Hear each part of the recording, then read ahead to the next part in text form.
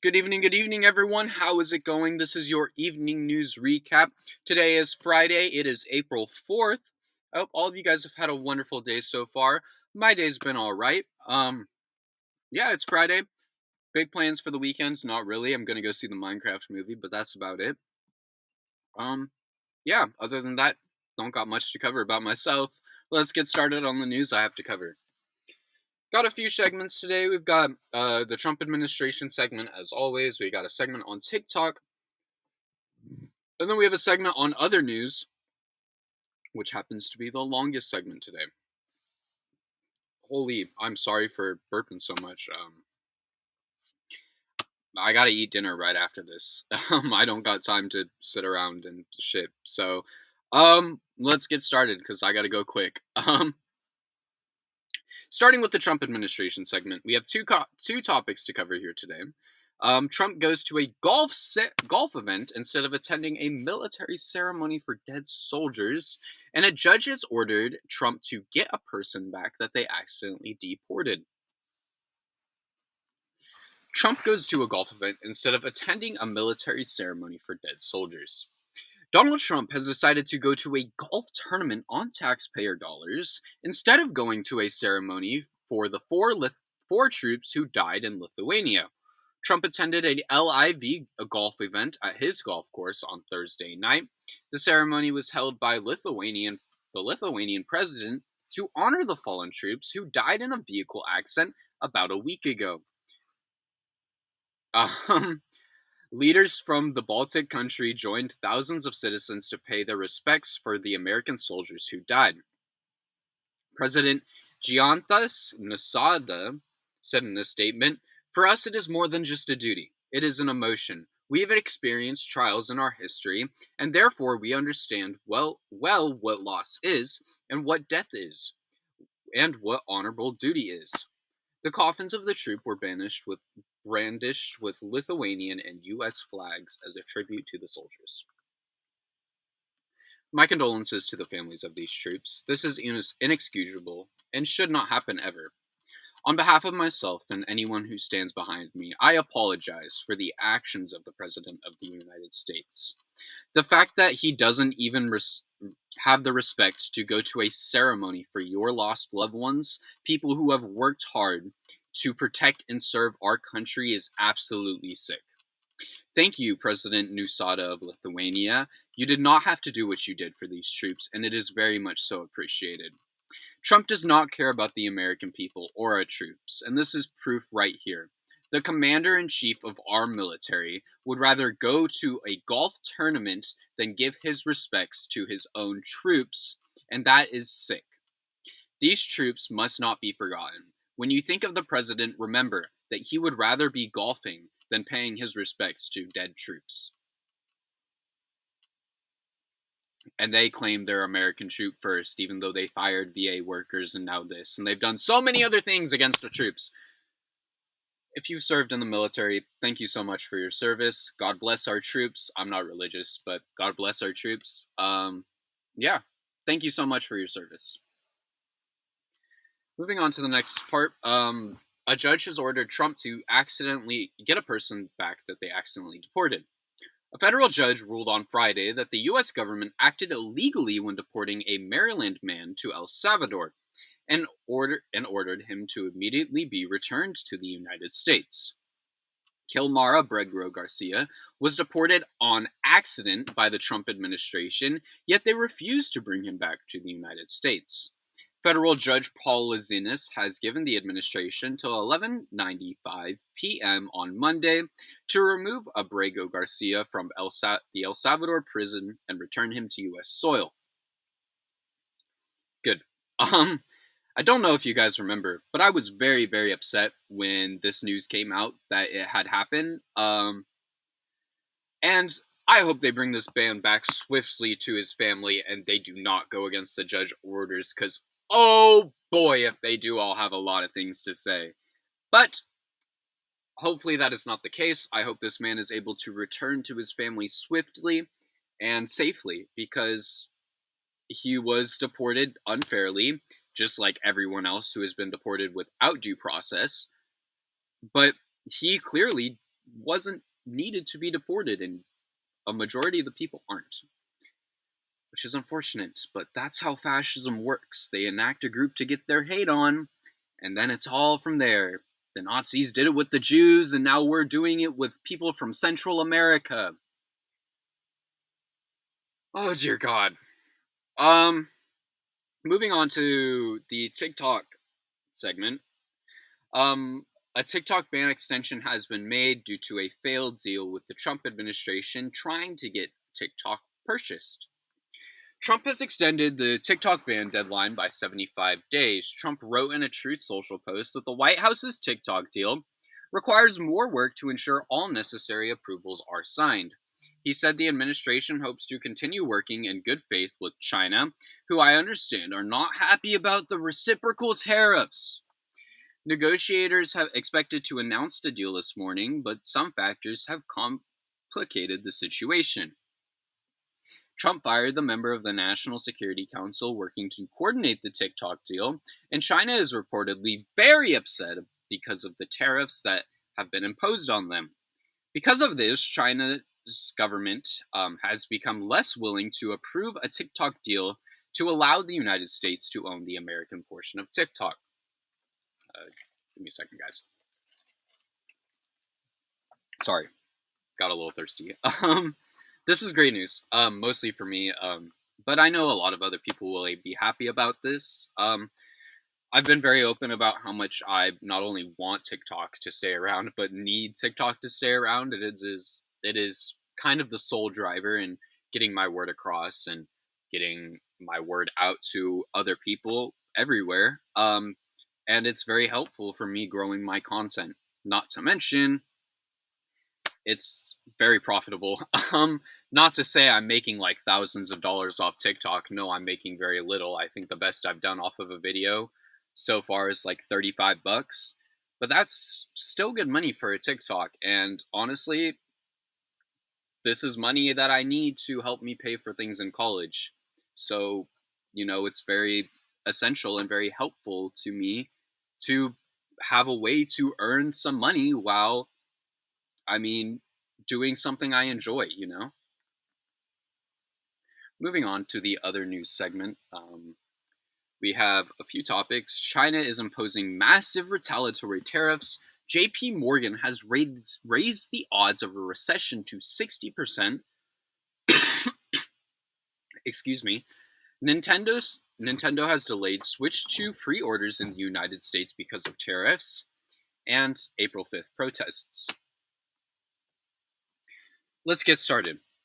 China has imposed massive retaliatory tariffs on the US. The trade war continues as China has announced on Friday that it will impose 30% retaliatory tariffs on all imports from the United States. China's State Council Tariff Commission said in a statement, "This practice of the US is not in line with international trade rules, seriously undermines China's legitimate rights and interests, and is typically an unilateral bullying practice." As part of these retaliatory measures, China has added 11 American companies to its unreliable entry list, including drone manufacturers, and put export controls on 16 other American companies to prohibit the export of Chinese dual-use items. In addition, they also announced export controls on rare earth minerals sent to the U.S. Excuse me. The two world's largest economies being in a trade war is not good for anyone. This will have grave effects on the US, along with grave effects on China. A trade war will help nobody, and you can see that proof just by looking at the stock market around the world. I think as Americans, we are conditioned to think that China is the enemy. And I've seen a lot of people realize that is not the case since the use of Red Note and a few other opportunities in recent history. But it is truly not the case. China is not a communist nation like people claim it is. China is, in fact, a lot more socialist than you'd think. Of course, the Chinese government is ran by the CCP, but China does not really have a lot of communist values. Communism is defined as a classless, moneyless, and stateless society something China is in fact not. There is a high class in society, just as there is a low class in society in China. This is something that you can not only learn through Chinese people on Red Note, but I mean, there's proof if you do enough research, truly.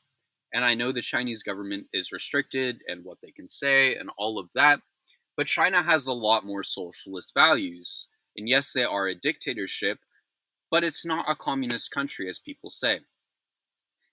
At the end of the day, we're all people, and rather than our governments fighting each other, they should be working together as the world's largest economies to create a world that benefits both of their people.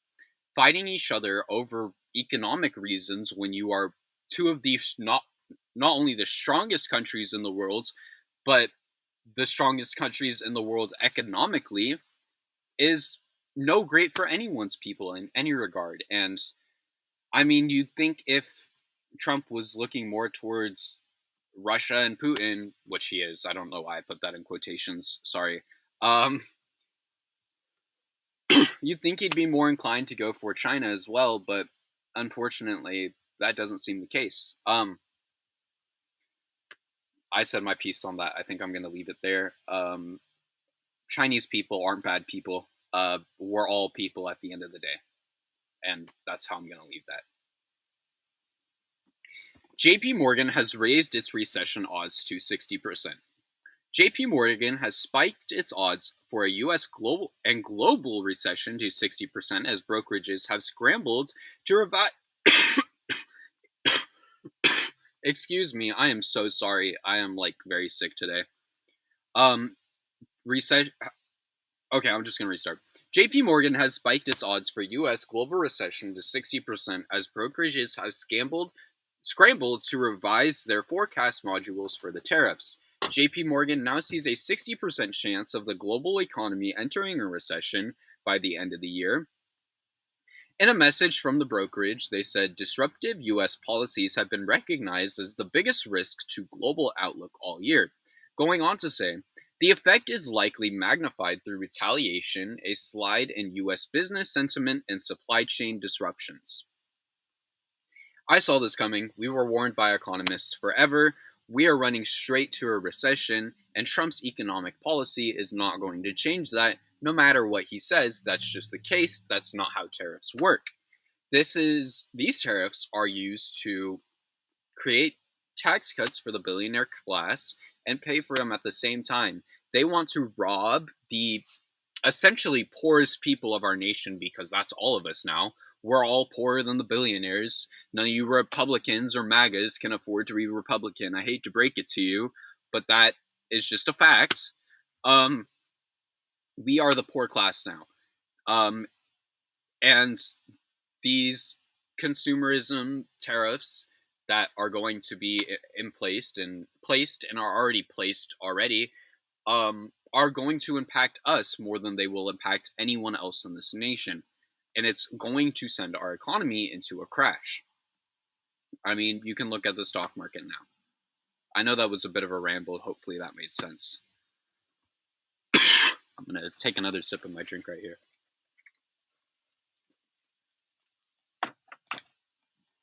Okay, 2 more segments to go. Nintendo has delayed Switch 2 pre-orders because of the tariffs. Nintendo has delayed Switch 2 pre-orders in the United States, blaming the impact of Trump's tariffs. Pre-orders were supposed to go live in the US on April 9th, but have now been sent back to June 5th due to unforeseen impacts of the tariffs. This could also raise the price of this console from its current $450 price tag, and also could raise the cost of video games for the console with the already $80 price tag. Okay, big gamer here, especially with Nintendo. I love Pokemon, I love Tomodachi Life, I love Animal Crossing.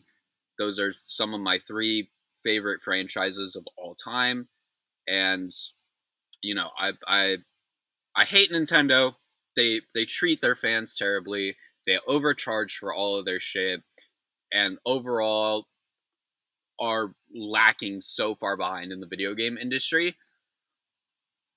But, like, they make some of the greatest content ever. So I can't really complain too much, especially with Pokemon. My favorite franchise of all time is Pokemon. I love, love, love Pokemon so much. Um, yeah. This is unfortunate. $450 for already outdated technology is absolutely crazy. But raising its prices only makes that even worse. I mean, the Nintendo Switch is supposed to have the same strength as about a PS4, and we're on the PS5. The PS5 even is looking like it's going to be out in maybe a year or two time. So, I mean, this is content that is expensive and is already extremely outdated. And these American tariffs are not going to help anyone in that regard, especially American consumers who want to buy the Nintendo Switch. The Nintendo Switch is one of the most popular consoles in the United States, and there's reason for that. It's because Nintendo has these hit titles, as I've mentioned. Hopefully, this isn't the case, but it's looking like it will be so. Moving on to the final segment today. April 5th protests. I have a warning in the statement. Please, please listen to this warning, especially if you're going to these protests. There could be a lot of issues, and we want to keep things good, and we want things to be good, but it could go wrong. With that being said, let's get started. Tomorrow, Saturday, April 5th, at least thousands of Americans will protest across the country against the Trump administration. I'm so sorry. Rahana Epting, the director of these protests, said, "What April 5th is really about is saying, hey folks, let's all come together in one day to show our power of our voices, to ensure our voices are heard, and what we're seeing coming out of this administration, and to push back against these harms." Organizations hosting these events include Indivisible, Women's March, Move On, Working Families in Power, and some public groups like 50501, which have formed since Election Day. The Washington, D.C. event is expected to be the largest one, and it will start at noon in Washington at the Washington Monument, and it and is expected to be even bigger than the People's March. I'm so sorry for these coughs. Now for my segment, please listen to this one. If you're going to take anything from this video today, this is what I want you to take from it, especially if you're going to these protests. Good luck to anyone going to these protests. Make sure your voices are loud and make sure they are heard. I do have one warning, though. There has been recent rumors of Trump enacting martial law sometime in April. He wants you guys to become aggressive. He wants you guys to become violent because, yes, this is the perfect opportunity for him to do so if you guys do. Yes, I agree. You cannot fight tyranny peacefully. But we are in no way prepared to fight the world's greatest military if martial law is enacted. Nor is any other country in the world currently. If a revolution starts now, we will fail and provide the opportunity for this administration to do more damage. That is a fact. We are not prepared. I have not stood for anything this administration has done, and I will not. But please take advice from somebody who has studied many revolutions across the world. We are not ready for this yet, and won't be for quite some time. So please, remain peaceful and make your voices heard, because this could be a lot worse if you guys act and do something that could be considered dangerous. So, yeah, stay peaceful, please. Trust me, if martial law is enacted, it's going to become a lot worse for people in this country, and we are in no way ready to experience something like that. Yes, that will speed things up, very likely, but that is not a good thing to happen. That is not something we want to happen, especially with the current administration. Recently, South Korea did declare martial law, but the people were able to revolt. That is simply not the case here. We have a lot of different circumstances here, and it simply just won't work like that. Anyways, as I die from coughing again, thank you everyone for watching this video. Hope all of you guys had a wonderful day. I hope all of you guys enjoyed watching. If you're on Substack, please consider pledging your support. All of the funds go to me. They help me pay for things I will need to pay for in college, and it supports me in everything that I need to do. All the money goes to me. If not, drop a follow. Continue to support my work. It's very much appreciated. If you're on YouTube, drop a subscription, drop a like. You know, the whole thing. Yeah, with that being said, thank you everyone for watching. I'll see you all tomorrow with another news recap. Later, guys.